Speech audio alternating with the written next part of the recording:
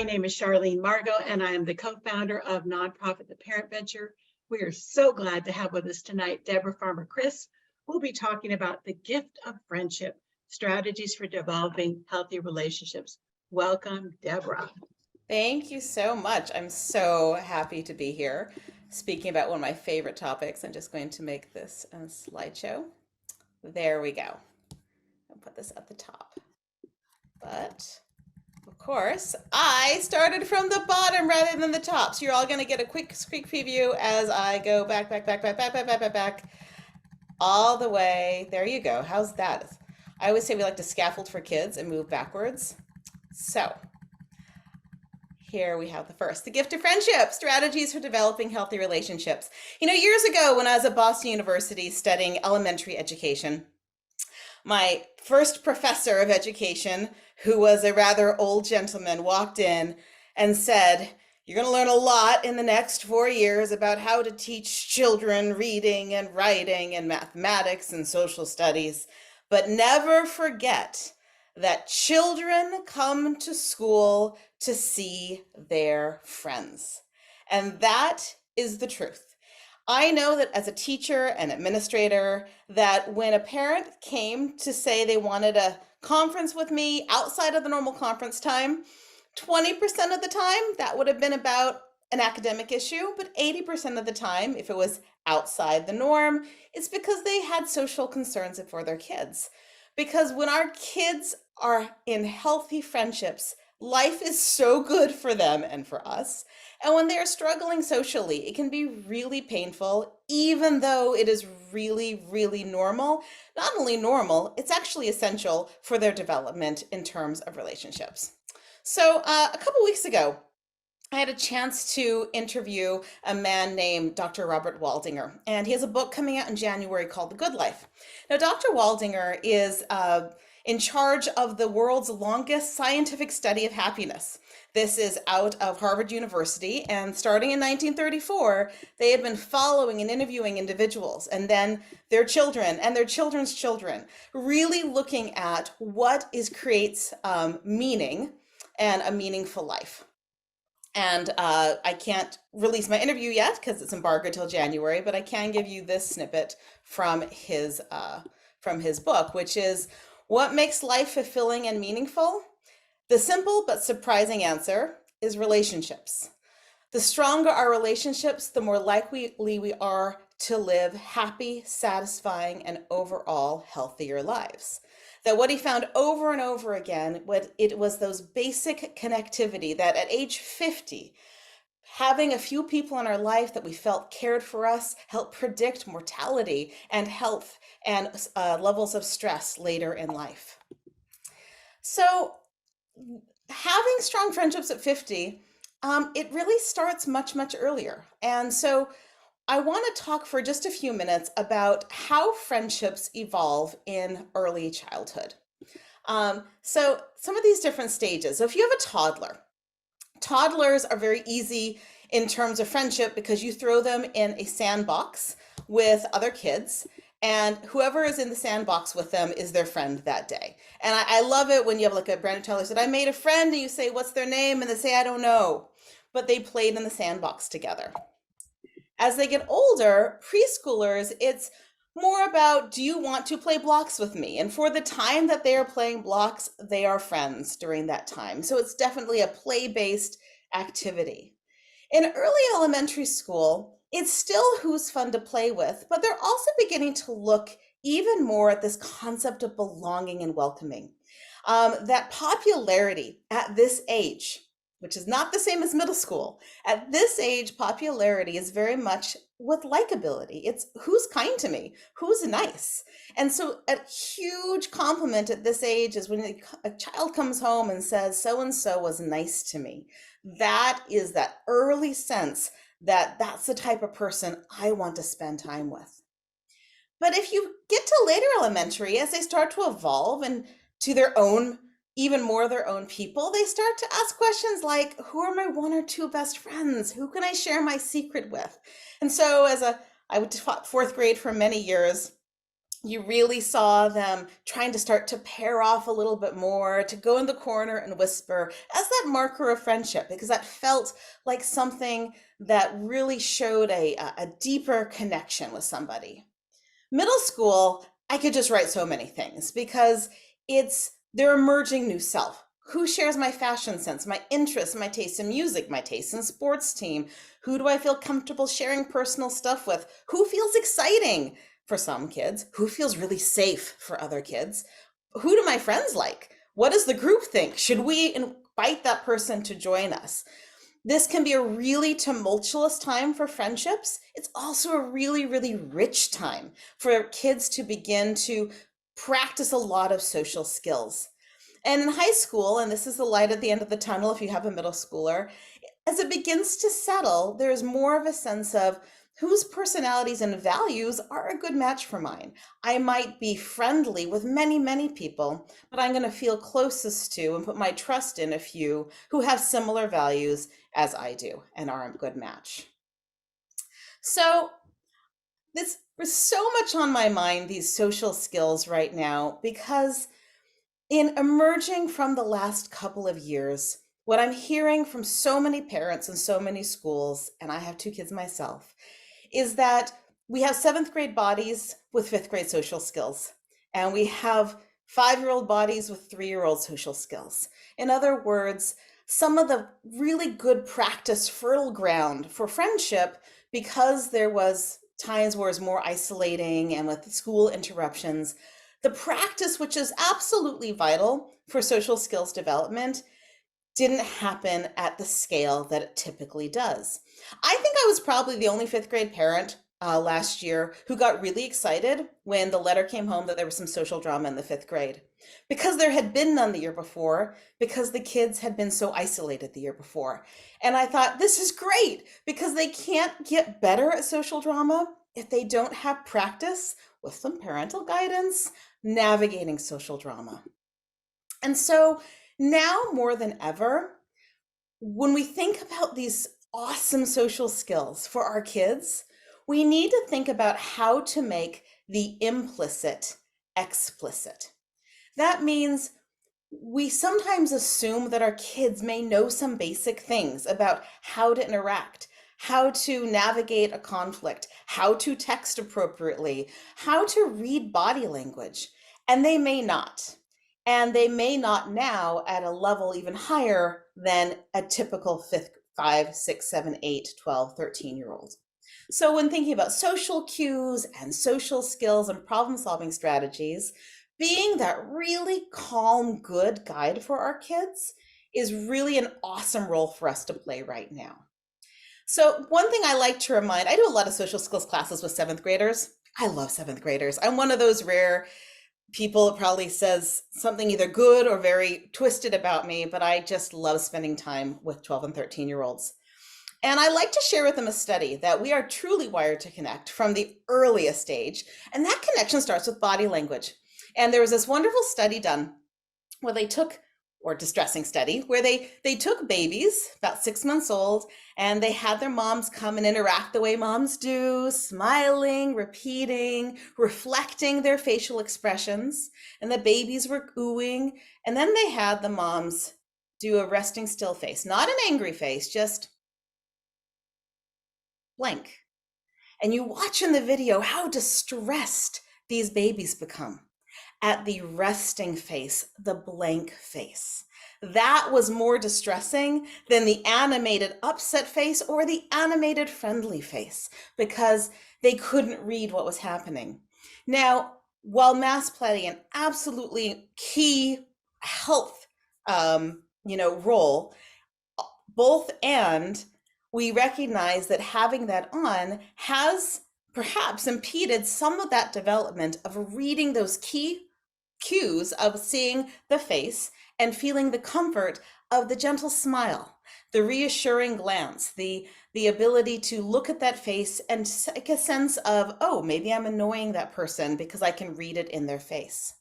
So one of the things that I've been showing to kids, including my own recently, are pictures like this, where we take a look at many different faces and we try to guess, what is this kid feeling? So If you have an open chat, I would love to take number 7. Number 7 is one of my favorites.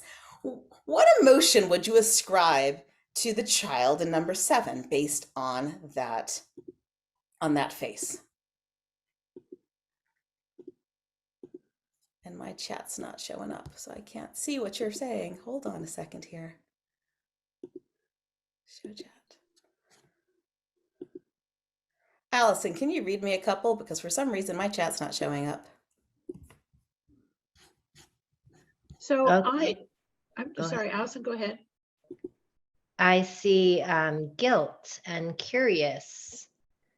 And I don't know, Charlene, if you can see others. I think curious, guilt, perplexed. Perplexed. Yeah, I love that face because my son makes that face when he's like, uh-oh, right? You could be the perplexed, the eye. It could be, oh no, I've just been caught. Oh no, what's about to happen? And you look at something like the grin on 8 versus the grin on 1 versus the grin on 10. And being able to kind of tell the difference between the, aha, I did it on 8, and kind of the laughing on number 1, and the smile for the camera on number 10. Now, what we may take for granted, there are some kids, either because of their past experiences, or maybe partly, maybe they may be neurodivergent in a way that makes it more difficult for them to read facial expressions. There's really good research that practice seeing a picture and being able to identify the picture with the emotion is really helpful for kids to get the social cueing. And being able to read like that is key for social development, because our friendships are a dance. You try something out, you see how your friend responds. And you know, while we think it's so verbal, it turns out that we are making all kinds of judgments about how people feel about us, not based on what they say, but on what their bodies say and on what their faces are saying. And so with my kids, both of them right now are really into the Great British Baking Show, and we also watch Survivor as a family. And I've been doing this with my kids while watching these shows, which are really great social experiments under pressure. So the other day we were watching Great British Baking Show, and I said, oh, that person's really stressed. And my 8-year-old said, how can you tell? He looks calm. And I said, well, pay attention. He's starting to breathe more rapidly, and his hands are shaking a little bit. And I went, oh, that's a sign of stress. That was something that was new.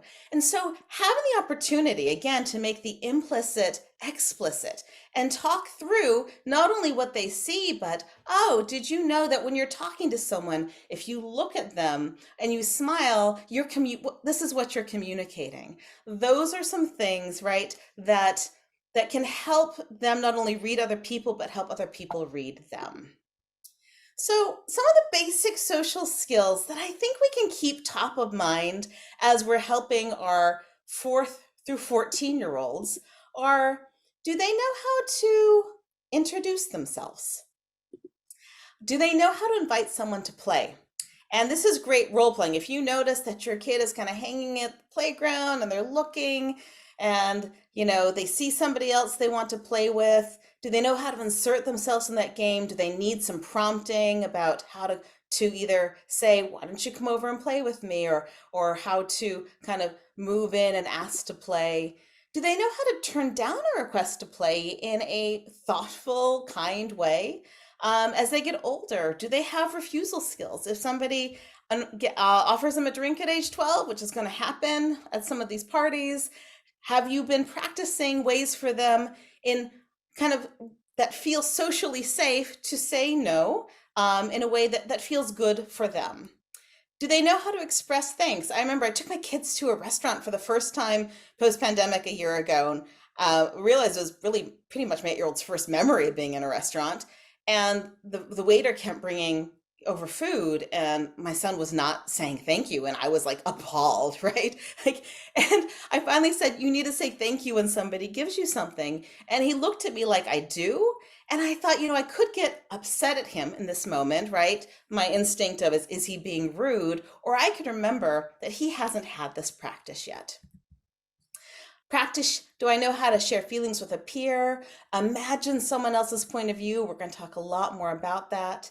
And to share my ideas with other people, to insert myself. And to check in on a peer if I'm noticing that they're hurt, or if I think their feelings might be hurt. Do I know how to go and check in on them?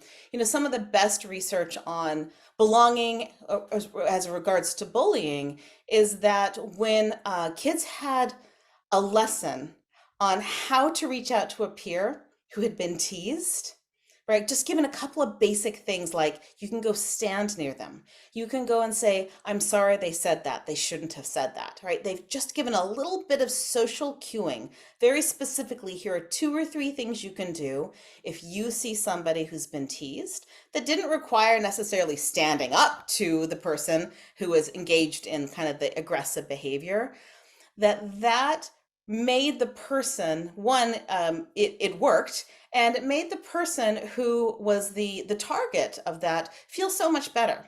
Because the thing about being bullied or being targeted is not so much what the person says, it's feeling that everybody else believes it too. And so if even one person comes over and says, they shouldn't have said that, I can't believe they said that, that makes that person feel less alone, and it defangs, it takes the sting and some of the pain out of that remark. Most of our kids have that instinct to want to do something, so it behooves us to be able to give them some of that language to say, hey, so if you see somebody and somebody else teases them, what would you do? What would you say? And to talk out in advance, to arm them, to equip them with the capacity to be kind. So in my most recent book, You Are Growing All the Time, which came out last week, we have a couple of those moments. I watched you when you lost the game, you wore an angry frown, and then I saw you pause and breathe and calm that feeling down. So what do you do when you're angry when you've lost a game, right? Do you storm off? Do you destroy the game for other people, or do you find a way to calm down? When your friend fell off the swings, you ran to tell his dad, and then you drew your friend a card because he still seemed sad.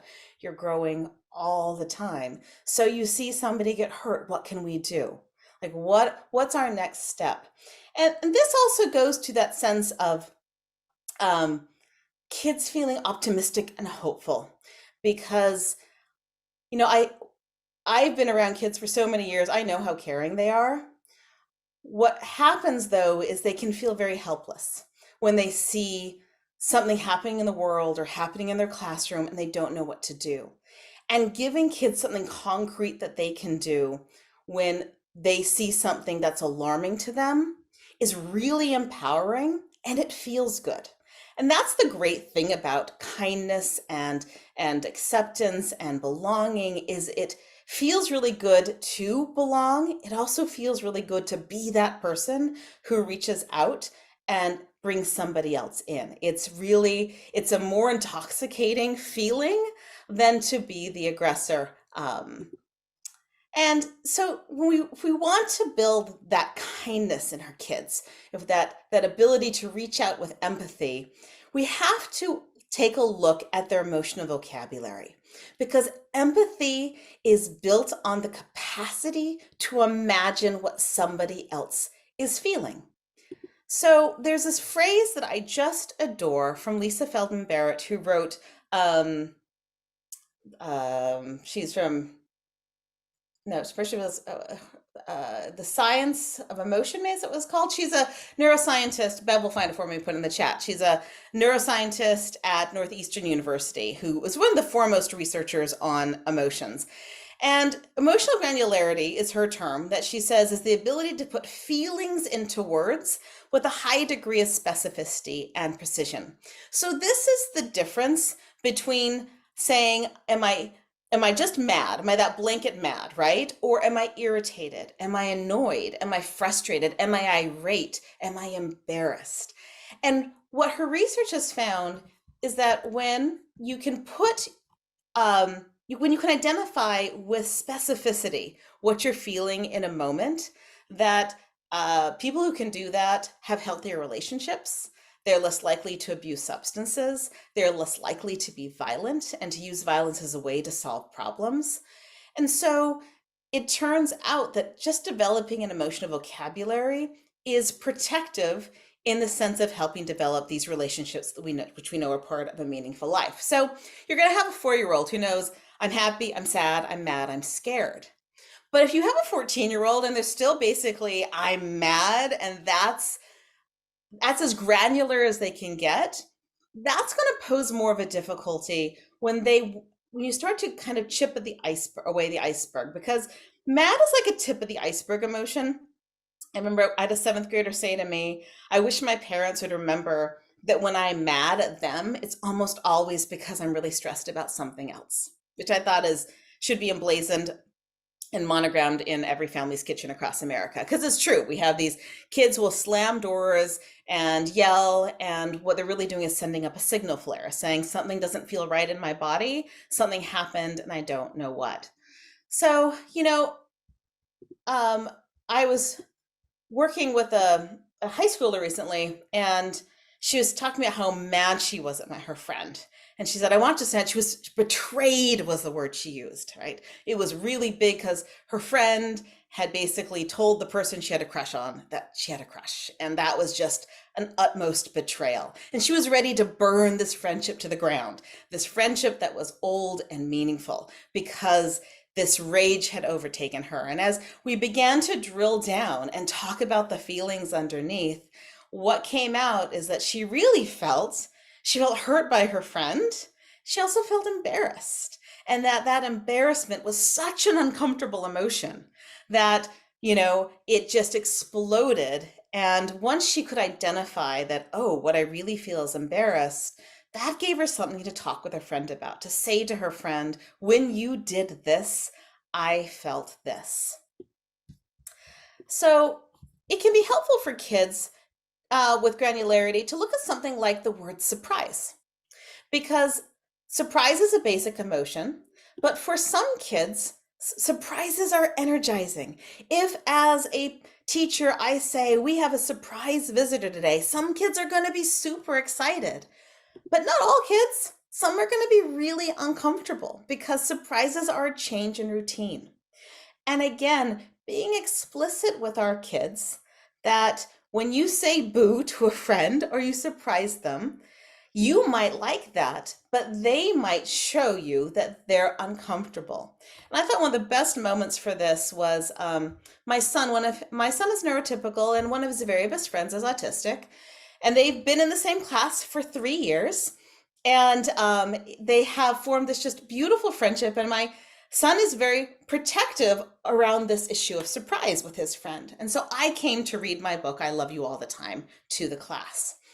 And he said to me, my friend, when you come in, will probably be sitting in the back because you're going to come in during math time. And that means that it's a change in schedule. And he really doesn't like changes in schedule. It wasn't a judgment. It was just a beautiful statement of fact. And I said, not a problem. He doesn't have to join the circle, whatever he's comfortable with.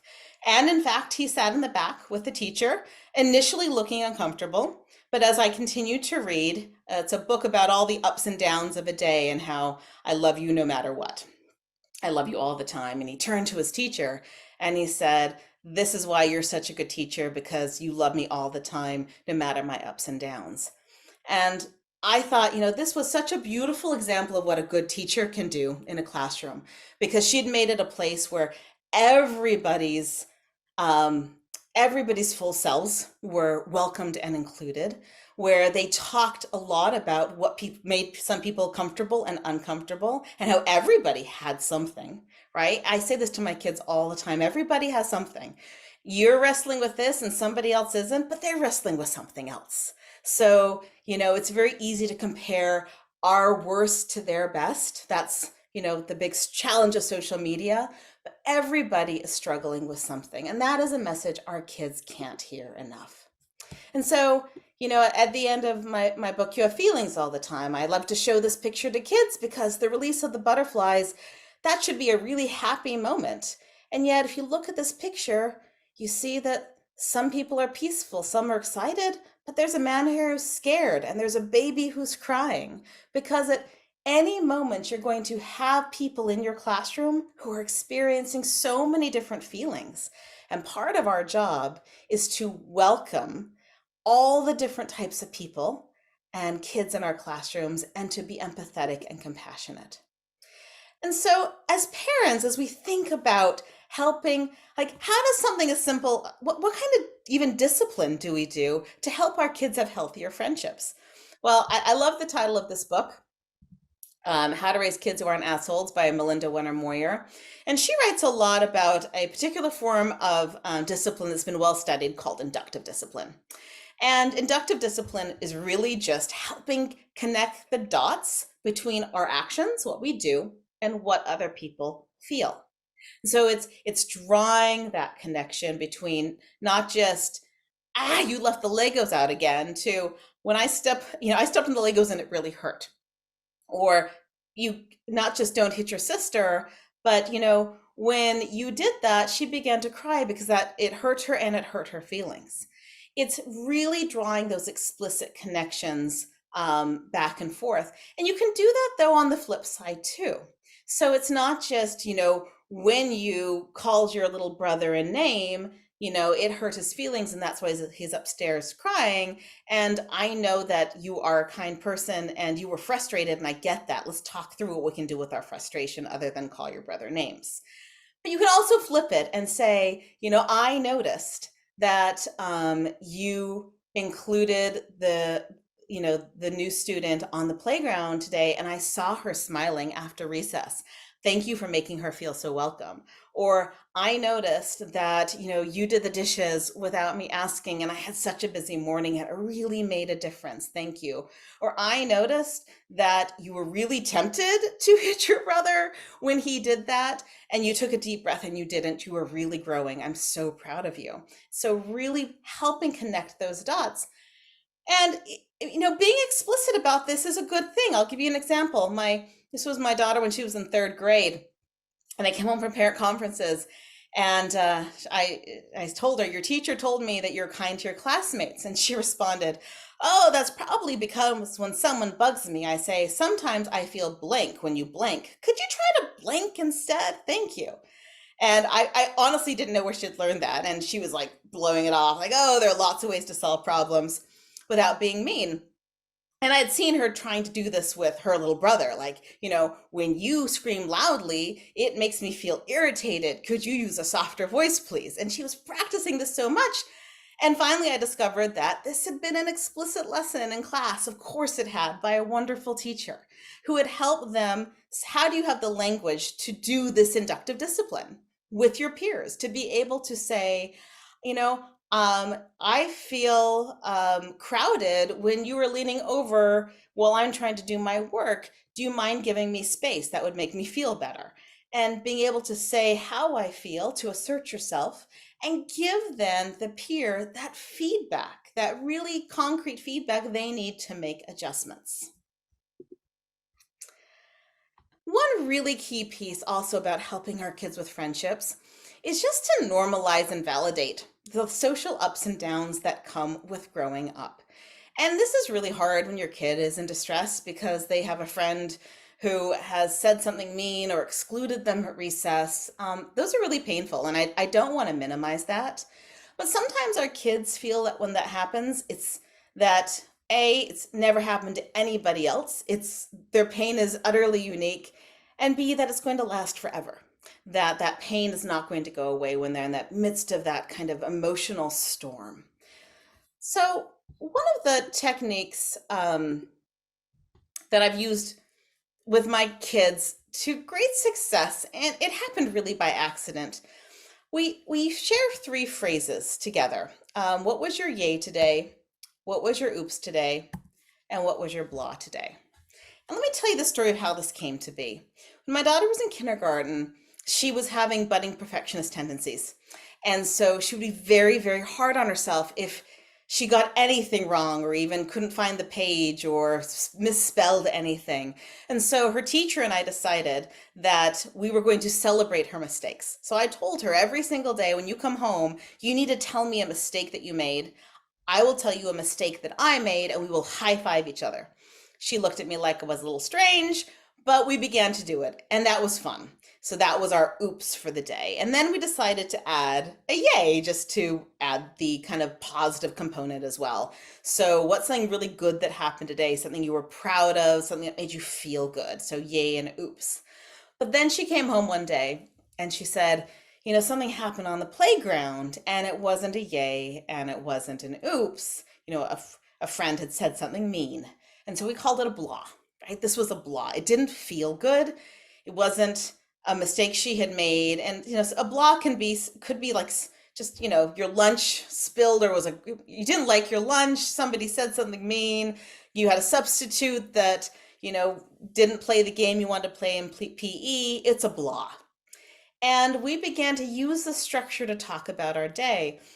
And one of the best parts about this is it began to normalize for them and for me that every day has ups and downs, emotional ups and downs, social ups and downs. And it also gave a structure for talking about those in a really organic way. And so even when we didn't rifle through all three, I would have perhaps my son call me at bedtime and say, "So mom, did you have any blahs today?" And I'd say, "Sure." And I'd think of one quickly. And he would say, "Well, I had one too." And he would share something that happened at school that day that didn't make him feel good. And we could just acknowledge, right? To normalize, yeah, that doesn't feel good. It doesn't feel good when you're blamed for something you didn't do. That was his blah today. He felt like the whole class got a talking to and he hadn't done anything, and it just felt blah to him. And so being able to, without having to solve anything, just to be able to speak it, to acknowledge it, can be really helpful. And as the kids get older, there are other phrases you can use to kind of model that that empathy toward our kids when they're dealing with a social stressor, and they will. And that can be something like, "I notice you seem a little upset today. Do you want to talk about it?" "I'm sorry that happened," right? So you didn't get invited to the party. "I'm sorry it happened. I can see why you're upset, frustrated, or hurt. I would be too. I think I get it. Are you saying that you felt like the teacher was being unfair because blank?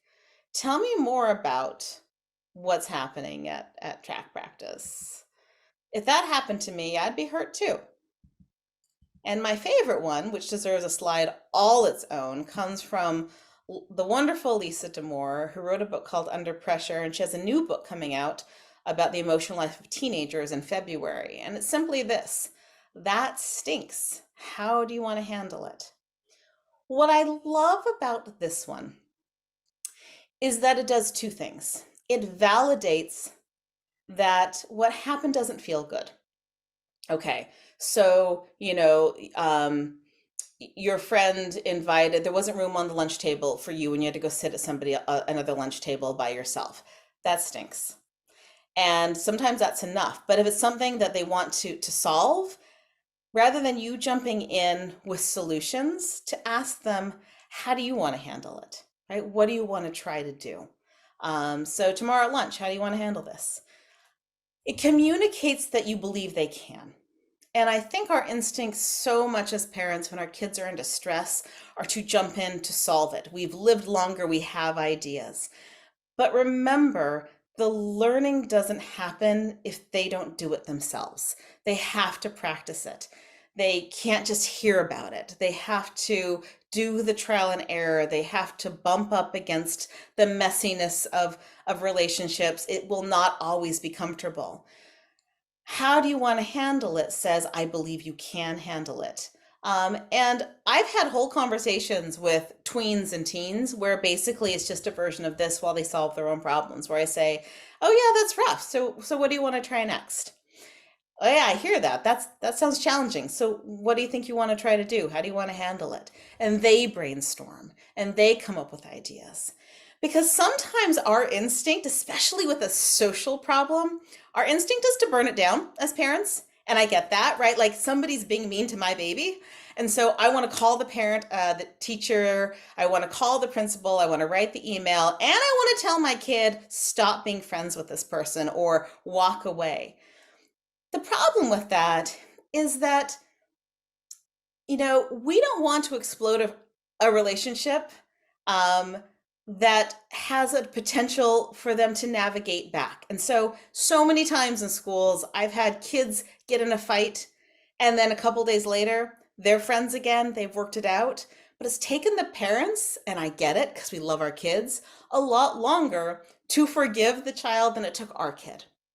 And so when you put it back on them, for them to think about problem-solving strategies, it takes some of our own emotional energy out, as we don't have to think about ourselves as the sole savior or problem solver in the situation. So here's a really helpful way to help kids think about social situations. Anything we can do once they calm down, like let's say they're really upset, take them on a walk, let them play some basketball. Once they've calmed down and they want to problem solve, helping them zoom out. Because when you are hurt, you are zooming in on your own pain. You are just hyper focused on how you feel. Everybody's staring at you. Everybody's mad at you. So anything that helps our kids zoom out to see the bigger picture can help de-escalate the situation and teach social skills. So this exercise I do with upper elementary and middle school kids, where the zooming in is what happened and how you felt, your reaction. But then I challenge them to think of 3 alternate explanations, especially in interpersonal conflicts. So for example, the teacher didn't call on me when I raised my hand. My assumption is that she doesn't like me. She's not being fair. So I posed this to some kids, and these were their responses. Alternate number 1, maybe she was trying to get other kids involved.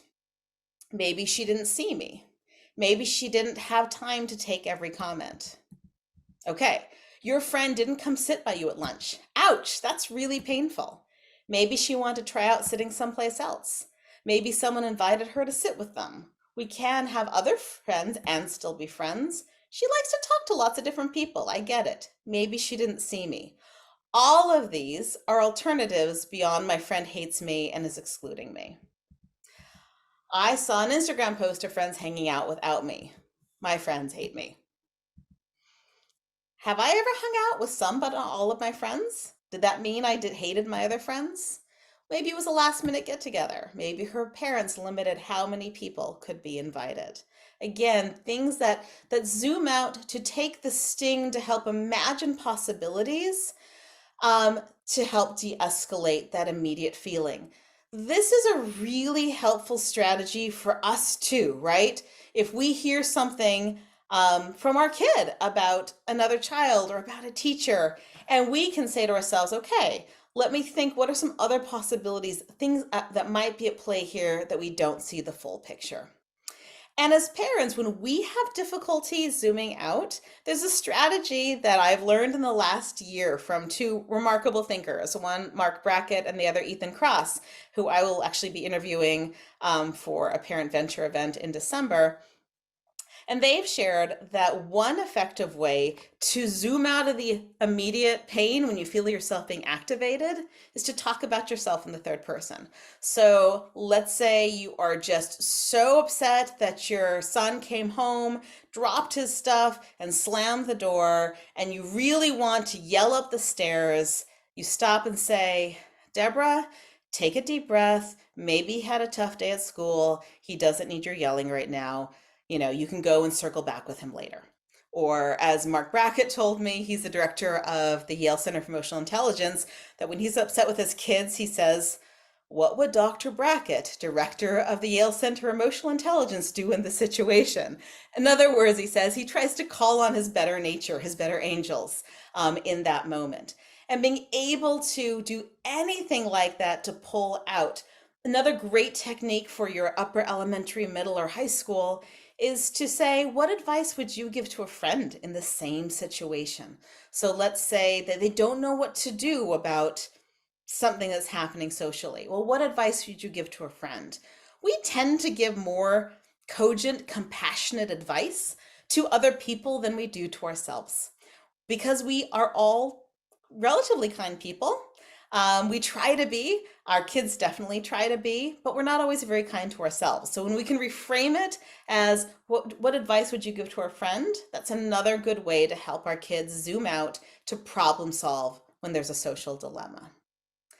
And then finally, before I talk a little more specifically about just about middle schoolers, I just want to throw out there about absolutely explicitly prioritizing kindness as one of your family's core values. Um, my kids, I am far from a perfect parent, as they'll tell you, but I think they would tell you, because I've said it to them enough, that what's most important to me is that they're kind. They don't have to be friends with everybody, but they need to be kind. And what does that look like? And what does that look like when you're upset with somebody? What does that look like when somebody is behaving in a way that's uncomfortable? What does kindness look like in all kinds of different scenarios? And I like to remind them and myself that we know very little about a person's full story. And so us being able to treat people with kindness in little ways, that's the true superhero. As Fred Rogers said, there are three ways to ultimate success in life. The first is to be kind, the second is to be kind, and the last is to be kind. And just very quickly, because I want to get to a question and answer, I do want to speak for just a moment, if there are middle school parents in the audience, about three things that are important for middle schoolers to know. I like to tell middle schoolers explicitly that the vast majority of middle school friendships do not last till 12th grade. That if they are best friends in 12th grade with their best friend from 6th grade, they are in 2% of the population. But that doesn't mean that those friendships were not important. They change because relationships change over time. And so learning how to make new friends and also how to drift apart or end friendships gracefully, if possible, is a life skill. And that finding multiple social outlets really helps take the pressure off having only one. So if you're finding there's that pressure in middle school, that if there is a chance to get together with cousins, if you're part of a church or a temple, if they have an outside sports or hobby, where they can be with friends who are not who they see every day at school, it makes it so that the school friends are not the end all be all, and that can be really, really protective. And I would also just throw out there I would completely recommend picking up the book Popular if you're a middle school parent by Mitch Prinstein, professor at University of North Carolina, Chapel Hill, where he talks about how in early childhood and later in life, popularity is really about likability. But because of brain development, there is a few years in there where it's much more about status and about getting the likes and the clicks and helping our kids realize that actually one of the best things that can happen for them is not to be the most popular kid in school, that those who are quote unquote the most popular are not necessarily those who have the best life outcomes. So that's a brilliant and very hopeful book if you are having teenagers who are wrestling with this question about what it means to be popular. But I'm going to stop there because I'm looking at this time and I love this topic. So I want to make sure that I get to any questions you might have.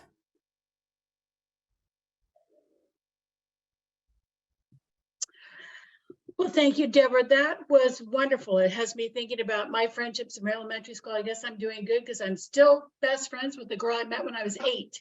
It's rare, but it's awesome. So, we have a couple questions that are very much in line with what you just mentioned. And here's one I think is a really interesting question. Parent says, we've always told our kids that you have to be a friend to have a friend. Yet they've noticed that at school, kids are often attracted to kids who are unkind to others. Mm-hmm. Any advice? I think the long view is helpful there, that the friendships that are based on kind of the status, because that kind of status and power, the dopamine hits of getting the most likes, that is part of the development of the adolescent brain. And one of the things that teenagers will tell you explicitly is that the person who, like the popular group, is not often always the best liked. It's this kind of strange feeling. They're like, why are they so popular? They're like not the kindest people in the world. And what happens is that over time, that begins to even, especially as in high school, they begin to, you form more friendships based on, other interests, and you find your group. Getting some of that long game to say, it feels good to be kind. And it's not, it may be fascinating to watch those who are kind of aggressive and getting friends that way. But does that look satisfying? I mean, it's a great question to ask them. It's a great conversation. Like, does that feel attractive, right? And maybe it does in some ways because it seems fascinating to have these followers, but to have real conversations with this age group about, why some people may be popular. We even see it sometimes even in our politics and in celebrity. You definitely see it on some of the reality TV shows my kids watch. Those are really good conversations to have because they're asking those same questions, but then to reinforce over and over that the most important thing is to be kind. And it really does feel good. It really does feel good to go and help and to serve and to, reach out to people. And if we can, really I mean, one of the things I do with my kids as well is, when I have somebody who's kind to me, I try to remember that to share that with the kids, and like somebody did this for me today and it made all the difference because we have to make kindness attractive. It is, but there is that subset of time where other stuff is overshadowing it. So anything we can do to show how attractive kindness is, by helping them feel it and helping them show it themselves, it just helps keep them on the right track. Really good advice, Deborah. And parents, this is a learned behavior. I have 2 young adult kids, and my son is a new dad. My daughter's in Munich. She ended up texting a text chain to her boyfriend that I had written to her because I was trying to talk to her about being kinder to herself, just like you said, because she tends to be very hard on herself. Yeah. So, as parents, we're always trying to practice that, but Yeah. we have to keep doing it, right? Okay, here's a question that I think is very honest and also very important. Parent asks, I hate to say this, but my popular child is also kind of a bully. They decide to consider the lunch table, etc. What's the best way to nip this behavior in the bud? First of all, I totally love that you recognize that. I mean, I was talking to the author, Melinda, the author of How to Raise Kids Who Aren't Assholes, and that book, by the way, is awesome. I would grab that. It's funny, it's relatable, it's research based. But she said, she gave this talk on bullying, and everyone wanted to talk about, their kid being, targeted, and nobody wanted to recognize that their kid also. Every kid has the potential to be mean, right? Yeah, The yeah. nicest kid, I've seen it as a teacher, the sweetest, kindest kid has the capacity to do something that is hurtful. And that doesn't mean they are a bad kid, and we don't want to shame them. Part of it is being able to really praise and like give them some of the recognition when they are doing the things that, if we see them being inclusive, if we see them doing this, but also this is a great time to also enlist a trusted teacher, a trusted aunt or uncle, right? Because they can sometimes play that role of saying, this is you're a leader. You're a natural leader. Look at the way people come here and, are interested in your opinion. Like, let's utilize this. Let's use this for good. And so reinforcing that, the blanket of like what your expectations are, but it's not just about tamping down what you perceive as negative behavior. It's being like, look at what can we do with this, right? If you have this capacity to have people follow you, what are the ways we can channel this, in exciting ways? Because ultimately that feels really good too. When I taught young kids, we used to say to parents, give the advice, try to catch your kids being good. Because every kid is good. And if you can emphasize those times, right? But in this case, would you suggest that the parents speak to this child directly about the bullying behavior since they've seen it? So my favorite phrase for talking about kids about their behavior to help not put them on the defensive is simply I noticed, because it keeps it objective. Yeah. So, I was there and I noticed that you sat here and like just describe what you saw to kind of hear and then get curious, like, oh, well, I wonder what, because sometimes, again, sometimes we make assumptions that they're doing this, they must know. Yeah. Yeah. And maybe they do. Sometimes we have to pull it to their attention. And when we say, I noticed, like, I noticed that after soccer practice, you and your 3 friends went this way and these 2 here. I just am curious, what are the other girls doing that aren't with you, right? Putting other people on their radar is a big part of parenting, especially in middle school. So what's so and so doing at recess time? Where's so and so sitting at lunch?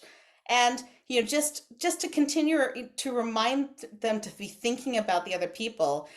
And that's a good chance to also check in with a teacher or somebody else. Are they noticing also similar behavior that, and let them know that you're on board with nipping that in the bud, and, kind of enlisting the support there of how can we channel this in positive ways.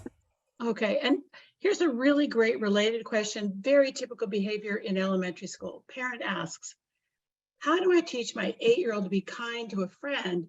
And his response is that my friend wasn't kind to me, then why should I be kind to him? Yeah, that's a really classic. I mean, I have a 3rd grader. That's really classic, right? Because it's all about fairness. Yeah. And so this is one of those, first of all, it's often a defensive response when they say that. They feel like, oh no, mom's being mad at me. It's like my son today of, why was the teacher upset with me? I'm not the one who did it, or they did it just as badly, right? Or why are you mad at me for doing this, mom, when my sibling did something that was the same? It's a deflection. It's a way, because it feels probably uncomfortable that you called them on it. And so being able to talk about, the expectation to hear about the situation, to get curious, to keep the door open to the conversations. And when you do see like the good behavior, notice it, notice it, notice it, notice it, notice it. Yeah. Because honestly, like as a teacher, classroom management was 90% noticing positive things kids were doing because they wanted me to see it. The minute I began noticing the negative behavior amplified. It sounds counterintuitive, but it's true for parenting too. When we can notice and really speak to, yeah, you gotta nip stuff in the bud, but when we can also really amplify the good, it's a good feeling. And they may pretend they don't want your approval. They really, really do. They want to know that you think highly of them. Absolutely. And parents, you really can change behavior quickly with that noticing kind of behavior. All right, Deborah, if you can solve this problem, you can solve world peace. Here we go. Our middle school student doesn't tell us much about their school friends, even when we ask, is this normal? We just like to know more about their friends. Totally normal.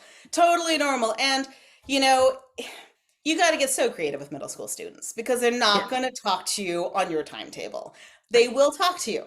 And so it may be that first of all, if you're friends with any of their friends' parents, sometimes it can be helpful to share what you're hearing without prying too much.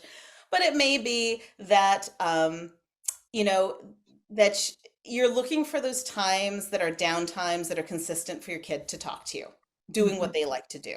And so one of my favorite researchers on boys actually says, make sure you're carving out time in the week to be doing things that are completely non-pressure that they want to do. Playing some pickup basketball, going for a jog, doing a puzzle together, because the things that they'll begin to talk. Like my middle schooler talks the most to me when we're walking the dog when it's dark, because it's a matter of like not seeing the face, or if kids talk sometimes more in the back seat.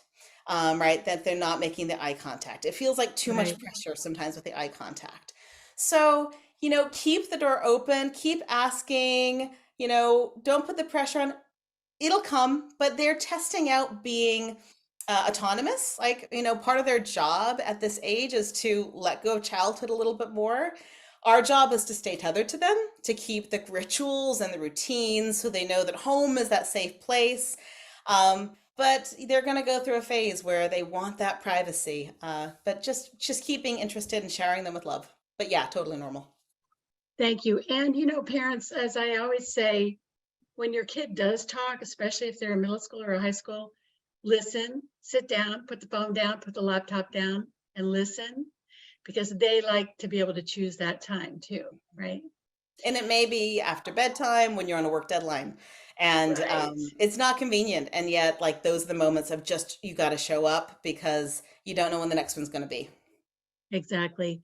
So, Deborah, I know we've done this before, and I love to ask this question at the end, and you're a person I know always has a good answer. So here we go. We've been talking today about belonging and friendships and relationships. Looking at kids today, what gives you hope? Oh, so much gives me hope because I really believe I've worked with kids for 25 years. They want to be awesome, kind, good people. There are sources of interference that come. Their emotions, social stuff, they come. And if we can help clear that away, and if we can always see their best and amplify their best, these kids are going to change the world in all good ways because there's just there's just goodness to the core in this generation, and I am so excited for them to grow up and continue to make this world a better place. Thank you so much, Deborah Farmer Kris. Look at all those floating hearts. We love that. We really appreciate all your wisdom and advice tonight. So thank you, thank you, thank you. Again, this video will be available soon in our video library. Parents, thank you all for being with us tonight. Take care, everybody. Thank you, Superintendent Lanier, and we will see you all again soon. Good night, everybody. Good night. Thank you so much.